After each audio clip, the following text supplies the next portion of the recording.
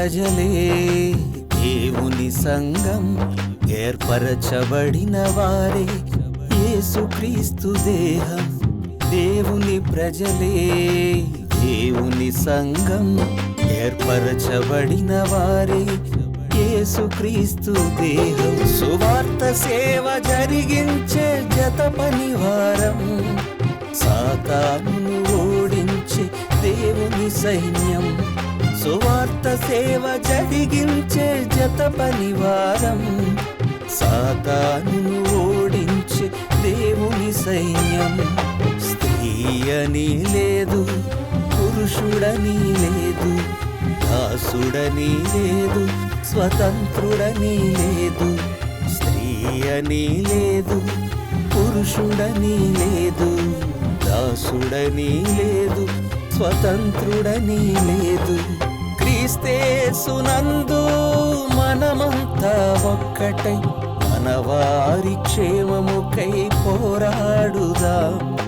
క్రీస్తు యేసునందు మనమంతా ఒక్కటై మనవారి క్షేమముకై పోరాడుదాం.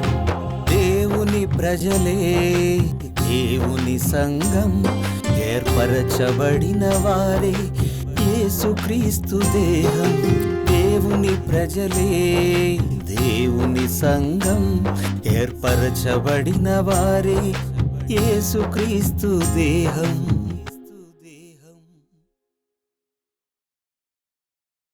క్రీస్తు యేసునందు పరిశుద్ధపరచబడిన వారై పరిశుద్ధులుగా ఉండుటకు పిలువబడిన మీ అందరికీ నా హృదయపూర్వకమైన వందనములు తెలియజేయుచున్నాను. మనవారు అనే ఈ కార్యక్రమం ద్వారా ఆధ్యాత్మిక సంగతులను మీరు నేర్చుకుంటున్నారు, మీ ఆత్మీయ జీవితాలను సరిచేసుకుంటున్నారని నేను భావిస్తున్నాను.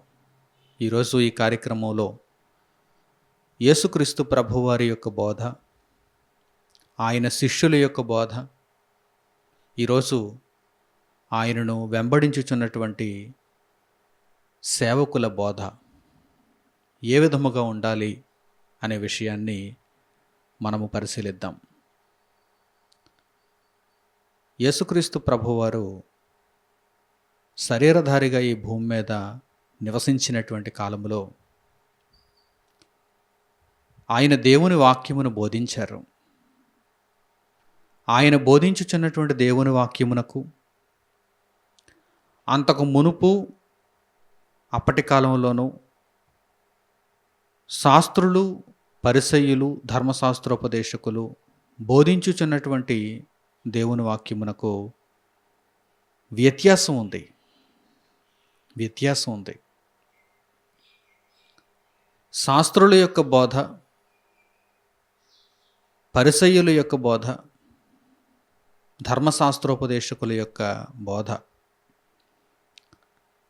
ధర్మశాస్త్రములో నుండే వారు వచనములను ప్రస్తావిస్తూ బోధను చేస్తున్న వారి బోధకు, దేవుని కుమారుడైన యేసు బోధకు వ్యత్యాసం ఉంది. ఆ వ్యత్యాసాన్ని ఒక ప్రధానమైనటువంటి విషయంలో మనం గమనించవచ్చు. ఆ విషయం పరిశుద్ధ గ్రంథంలో కూడా వ్రాయబడింది. పరిశుద్ధ గ్రంథంలోనికి వెళ్ళి మనం చూడగలిగితే మార్కు సువార్త 1వ అధ్యాయము 22వ వాక్యాన్ని చూడండి. మార్కు సువార్త 1వ అధ్యాయము 22వ వాక్యం.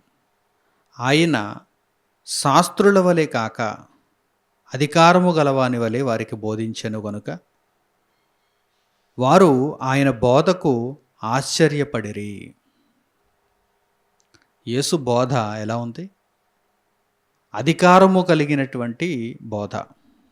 అధికారము కలిగినటువంటి వాని వలె ఆయన బోధిస్తున్నారు. పైగా అక్కడ వ్రాయబడిన విషయం ఏంటి? కొందరితో పోల్చుతూ వ్రాయబడినటువంటి వాక్య భాగం అది. ఎవరితో? శాస్త్రుల బోధ. శాస్త్రుల బోధ, యేసు బోధ భిన్నంగా ఉన్నాయి. ఒకే ధర్మశాస్త్రం నుండి వారు బోధిస్తున్న దేవుని వాక్యమే అని వారు బోధిస్తున్న శాస్త్రుల బోధకు, యేసు బోధకు వ్యత్యాసం ఉంది. ఏమిటా వ్యత్యాసం? శాస్త్రులు అనధికారముగా ప్రకటిస్తున్నారు. అధికారము లేని ప్రకటనలు జారీ చేస్తున్నారు. అంటే అర్థం ఏంటి? వారికి ఎవరైనా అధికారం ఇవ్వాలా? శాస్త్రులకు భూమి మీద ఎవరైనా అధికారం ఇవ్వాలా? ఇవ్వలేదనా ఈ మాటలు రాయబడ్డాయి? కాదు కాదు. లోకమందైతే చాలా అధికారాలు కలిగిన వారుగా వారు కనిపిస్తున్నారు. నిజానికి మాట్లాడితే యేసుక్రీస్తు ప్రభువుకే లోకాధికారం లేదు. లోకాధికారం లేదు. అందుచేతనే యేసును సిలువ వేసి చంపటానికి వారు ప్రయత్నించారు. అందులో వారు సఫలమయ్యారు. ప్రియులారా, ఇక్కడ వ్రాయబడిన ఈ అధికారము ఏమిటి అనగానే పరలోకము నుండి వచ్చే అధికారం. పరలోకము నుండి వచ్చే అధికారం. వారి శాస్త్రులు, వారి ధర్మశాస్త్రోపదేశకులు, వారి పరిసయ్యులు ఎలాంటి బోధలు చేస్తున్నారంటే అధికారము లేని బోధ, పరలోకము నుండి అధికారము పొందని బోధ, దేవుని అధికారము కలిగి ఉండని బోధ. ఈరోజు ఈ వ్యత్యాసాన్ని గమనించిన వారికి చక్కని బోధ దగ్గరవుతుంది. ఎందుకంటే ఆ వ్యత్యాసం గమనించిన వారు అధికారము కలిగినటువంటి బోధ ఎక్కడుందో కనుగొంటారు. ఆ బోధను వింటారు. ఆ బోధ ప్రకారం నడుచుకుంటారు. లేదు, దేవుని వాక్యాన్ని ఎవరు ప్రకటించినా ఒక్కటే, దైవ సేవకులుగా ఎవరు కనిపిస్తున్నా, ఎవరు బోధిస్తున్నా ఒక్కటే అనుకుంటే, ఇదిగో ఈ మాటలకు అర్థం ఉండదు కదా, మీ జీవితాలలో ఈ మాటలు ప్రతిఫలించలేనట్టే కదా. నాటి కాలంలో శాస్త్రుల బోధ ఉంది, యేసుక్రీస్తు వారి బోధ ఉంది. అయితే శాస్త్రుల బోధ అధికారము లేని బోధ, యేసుక్రీస్తు బోధ అధికారము కలిగిన బోధ. ఇప్పుడు మనం ఆలోచించాలి, ప్రస్తుత కాలంలో అధికారము కలిగినటువంటి బోధను మనం ఎలా గుర్తించాలి, అధికారము లేనటువంటి బోధను ఎలా గుర్తించాలి? పరలోకమందున్న తండ్రి ఎవరికైతే తన వాక్యమును ప్రకటించుటకు అధికారమును అనుగ్రహిస్తారో వారి నోట నుండి పలుకబడుతున్నటువంటి మాటలు, వారి బోధ ఎలా ఉంటాయంటే నిత్యత్వానికి నడిపించేవిగా ఉంటాయి. సాతాను మీద అధికారము కలిగినటువంటి బోధగా ఆ బోధ కనిపిస్తుంది. అంటే సాతానుతో ఏమాత్రం వారు ఏకీభవించరు. అధికారం అంటే ఏమనుకుంటున్నారు మీరు? లోకములో మీరు ఏదో అధికారాన్ని చూస్తున్నారా? గవర్నమెంట్ ఇచ్చినటువంటి అధికారం, లేకపోతే కొన్ని సంస్థలు ఇచ్చినటువంటి అధికారం, మనుషులు పట్టం కట్టి ఇచ్చినటువంటి అధికారం, వీటిని చూస్తున్నారా మీరు? ఆ రోజు ఆ అధికారాలు అయితే యేసుక్రీస్తు ప్రభువుకు లేవే. పైగా వారు రాజుగా చేద్దామని వస్తే ఆయన వారి నుండి తప్పించుకుని వెళ్ళిపోయారే. యేసుక్రీస్తు ప్రభువుకు లోకాధికారాలు ఏమీ లేవు. పిలాతు ముందు నిలబడినప్పుడు కూడా ఆయనకు లోకాధికారం ఏమీ లేదు. కానీ ఆయన ఏమంటున్నారు? నేను రాజునే, నీవన్నట్టు నేను రాజునే, నా అధికారం అంతా పరలోకానికి సంబంధించినది, నా సైన్యం అంతా పరలోకానికి సంబంధించిన వారు, నిత్యత్వానికి సంబంధించిన విషయాలను నేను ప్రకటిస్తున్నాను అని ప్రభువారు తెలియజేస్తున్నారు.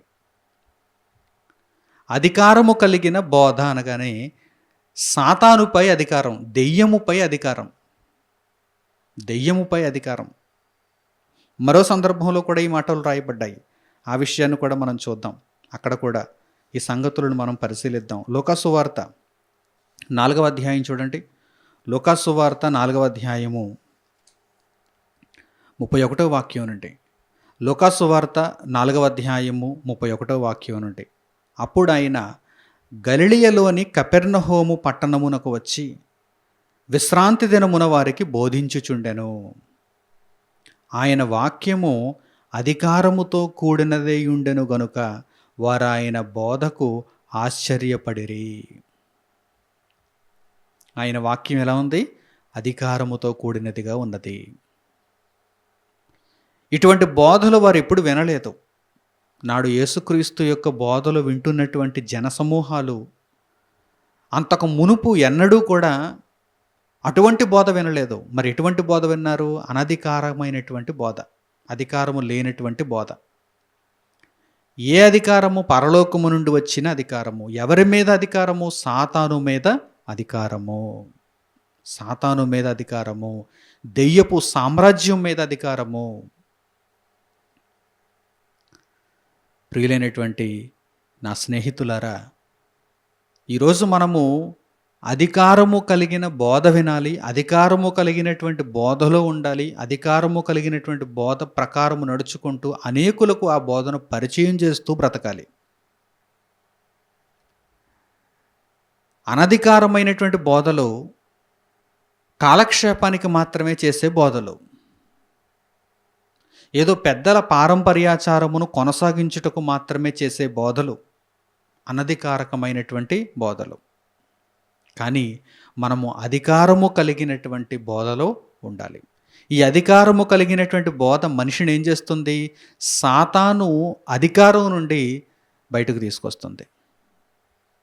సాతాను చీకటి సామ్రాజ్యంలో నుండి బయటకు తీసుకొస్తుంది, దేవుని రాజ్యంలోనికి ప్రవేశింపజేస్తుంది, స్వాతంత్ర్యమును అనుగ్రహిస్తుంది. అదే అధికారము కలిగినటువంటి బోధ. అంటే మనం ఎప్పుడైనా దేవుని మాటలను వింటున్నప్పుడు ఆ దేవుని మాటలు మన హృదయములో ప్రతిఫలించి సాతానును మన నుండి దూరం చేస్తున్నాయా? దెయ్యపు బంధకాలలో నుండి మనలను విడిపిస్తున్నాయా? మనము దేవునిలో స్వతంత్రంగా స్వేచ్ఛగా బ్రతకగలిగేటువంటి బోధగా ఆ బోధ కనిపిస్తోందా? అయితే అది అధికారము కలిగినటువంటి బోధ. లేదు, వారేదో కాలక్షేపానికి బోధ చేస్తున్నారు, వారేదో నన్ను సంతోషింపచేయటానికి బోధ చేస్తున్నారు, వారి బోధ నేను వింటున్నంత కాలము సాతాను నాలోనే ఉంటున్నది, నేను దెయ్యమునకు బానిసగానే బ్రతుకుతున్నాను అనుకుంటే ప్రయోజనం ఏముందో చెప్పండి? అటువంటి బోధల వలన ప్రయోజనం ఏముందో చెప్పండి? విలువైన సమయం అంతా వృధా అయిపోతూ ఉంటుంది. కనుక ఎప్పుడూ కూడా ఈ విషయాన్ని గుర్తుంచుకోండి, బోధ అధికారము కలిగిన బోధగా ఉండాలి. ఈ అధికారము పరలోకము నుండి అనుగ్రహింపబడినదై ఉండాలి. ఈ పరలోకము నుండి వచ్చిన అధికారము ఎవరి మీద అధికారము? దేని మీద అధికారము అనగానే సాతాను మీద అధికారం, దెయ్యపు సామ్రాజ్యం మీద అధికారం. ఈ విషయాన్ని ఎప్పుడు మర్చిపోకండి. యేసుక్రీస్తు ప్రభు ఒక్కరే కాదండి, యేసుక్రీస్తు ప్రభు తరువాత ఆయన చేసిన అధికారము కలిగినటువంటి బోధను ఆయన శిష్యులు చేయాలని, అలాగే ఆయన మరలా రెండవ రాకడలో వచ్చేంత వరకు భూమి మీద ఆయన దాసులు చేయాలని ఆయన కోరుకున్నారు. ఈరోజు నాబోటి వాళ్ళంతా అధికారము కలిగిన బోధ చెయ్యాలని ప్రభు కోరుకుంటూ ఆ బాధ్యతను అప్పగించారు. కనుక ఆ గీత ఎప్పుడు దాటిపోకూడదు. మేమేదో లోక సంబంధంగా మనుష్యులను సంపాదించుకోవాలని, మందను ఎక్కువగా పోగు చేసుకోవాలని, సాతానుతో ఏకీభవించే అనధికార బోధ చేయకూడదు. సాతానును ఎల్లప్పుడూ ఖండించే అధికారము కలిగిన బోధ చేయాలి. రక్షింపబడేది కొద్దిమంది అయినా అది దేవుని చిత్తము గనుక పరలోకమునకు నేను తీసుకుని వెళ్ళగలిగేది కొంతమంది అయినా అది దేవునికి ఆమోదయోగ్యమే. కానీ అగ్నిలో దేవుని పని పరీక్షింపబడుతున్నప్పుడు ఆ పని నిలబడాలి కదా. విస్తారమైనటువంటి గడ్డిని, విస్తారమైనటువంటి పొట్టును తీసుకుని రావడం వల్ల ఉపయోగం ఏముంది చెప్పండి? అగ్ని దానిని అంతటిని కాల్చేస్తుంది. అంటే వారందరూ కూడా నిత్యనాశనానికి వెళతారు. అలాంటప్పుడు వారిని రక్షించాను అని చెప్పుకోవటంలో ఉపయోగం ఏముంది చెప్పండి? కనుక యేసుక్రీస్తు ప్రభువు, ఆయన శిష్యులు, ఆ తర్వాత ఇదిగో ఇప్పుడు ఆయన దాసులు చేస్తున్నటువంటి బోధ, చేసినటువంటి బోధ, చేయవలసినటువంటి బోధ ఎలా ఉండాలి అనగానే అధికారము కలిగినటువంటి బోధ. చూడండి, యేసుక్రీస్తు ప్రభువు తన శిష్యులకు కూడా ఇదే విషయమును ఆయన తెలియజేస్తున్నారు. మార్కు సువార్త 3వ అధ్యాయము 13వ వాక్యం నుండి చూడండి. యేసుక్రీస్తు ప్రభు శిష్యులను సువార్తకు పంపిస్తూ ఆయన ఏమంటున్నారో చూడండి, ఏ విధముగా వారిని పంపించారో చూడండి. మార్కు సువార్త 3వ అధ్యాయము 13వ వాక్యం నుండి. ఆయన కొండెక్కి తనకిష్టమైన వారిని పిలువగా వారు ఆయన యొద్దకు వచ్చిరి. ఆయన శిష్యులు ఆయన యొద్దకు వచ్చారు. ఆయన శిష్యులను ఆయన పిలిచారు. వారు తనతో కూడా ఉండునట్లును దెయ్యములను వెళ్ళగొట్టు అధికారము గలవారై సువార్త ప్రకటించుటకును వారిని పంపవలెనని ఆయన 12 మందిని నియమించెను. దెయ్యములను వెళ్ళగొట్టడానికి అధికారము. దెయ్యం ఎవరికి లోబడుతుంది? లోకాధికారికి దెయ్యం లోబడదు. ఎందుకంటే లోకాధికారి వాడే. లోకాధికారి వాడే. లోకాధికారి సాతానైనప్పుడు లోకాధికారాలలో ఏదో చిన్న అధికారాన్ని కలిగి ఉన్న అధికారికి ఆ సాతాను భయపడతాడా? భయపడ్డాడు. దైవాధికారానికి భయపడతాడు. దైవాధికారానికి భయపడతాడు వాడు. అందుచేత యేసు తనకిష్టమైన వారిని తన యొద్దకు పిలిచి, అనగా తన శిష్యులను తన యొద్దకు పిలిచి సువార్తను ప్రకటించుటకు వారిని పంపిస్తున్నప్పుడు ఎలాంటి అధికారాన్ని ఇచ్చారో చూడండి. ఆయన దెయ్యములను వెళ్ళగొట్టుటకు అధికారం, అంటే దెయ్యపు సామ్రాజ్యం మీద అధికారం, సాతాను సామ్రాజ్యం మీద అధికారం. ఆ అధికారాన్ని వారికి ప్రభు అనుగ్రహించారు. కనుక ఇప్పుడు శిష్యులు సువార్త ప్రకటిస్తున్నప్పుడు ఎలా ఉంటుందో చెప్పండి? దెయ్యపు సామ్రాజ్యంపై అధికారము కలిగినటువంటి సువార్త ప్రకటనలు వారు చేస్తున్నారన్నమాట. అందుకే వారెక్కడికి వెళ్ళినా వారు సువార్తను ప్రకటించుచున్నప్పుడు సాతానుపై అధికారము కలిగిన వారై వారు సువార్తను ప్రకటిస్తున్నారు. యేసు నామమున, యేసుక్రీస్తు ప్రభువు వారి నామమున సువార్తను వారు ప్రకటిస్తూ వారు దెయ్యములను వెళ్ళగొడుతున్నారు. దెయ్యపు సామ్రాజ్యంపై అధికారాన్ని కలిగిన వారుగా ఉన్నారు. ఈరోజు దేవుని వాక్యాన్ని ప్రకటిస్తూ అనేక మందిని ఆ చీకటి శక్తుల నుండి విముక్తులను చేయాలని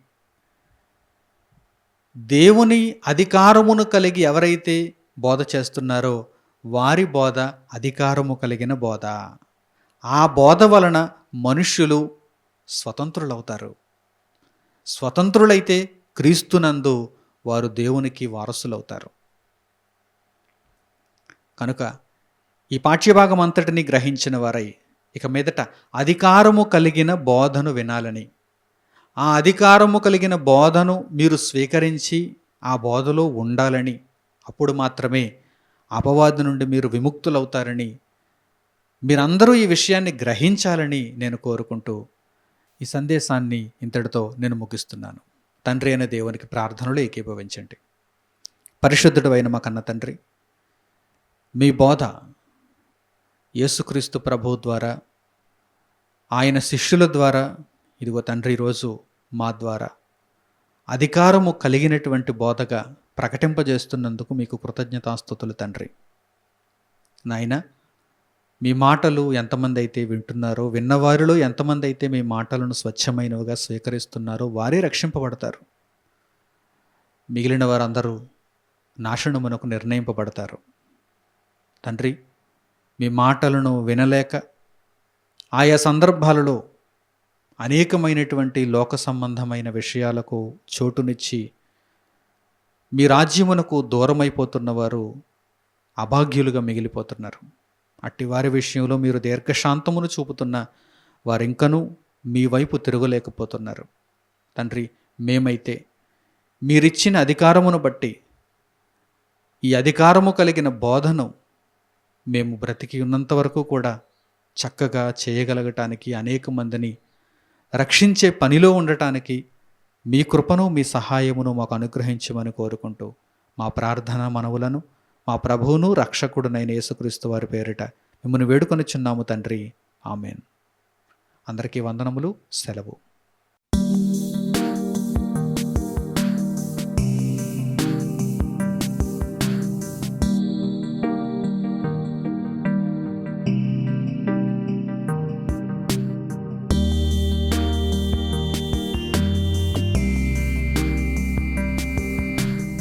సహోదరులు మణికుమార్ గారు ప్రసంగించిన ఎన్నో ఆత్మ సంబంధమైన సంగతులను ఉచితముగా వీక్షించుటకు మా యూట్యూబ్ ఛానల్స్ ను తప్పక దర్శించండి. మా సమాచారమును ఎప్పటికప్పుడు తెలుసుకొని ఆత్మీయాభివృద్ధి నొందవలనంటే మా యూట్యూబ్ ఛానల్స్ ను సబ్స్క్రైబ్ చేసుకోండి. సత్వర నోటిఫికేషన్ల కొరకు సబ్స్క్రైబ్ బటన్ ప్రక్కనే ఉన్న బెల్ సింబల్ ను క్లిక్ చేయండి. మరిన్ని వివరములకు మీరు సంప్రదించవలసిన మా ఫోన్ నెంబర్స్ 8978414178 మరియు 83392766. ధన్యవాదములు. ఈ కార్యక్రమమును అనేక మందికి పరిచయం చేయగలరని ఆశిస్తున్నాము. ప్రభువైన యేసుక్రీస్తు పేరిట మీకు శుభములు.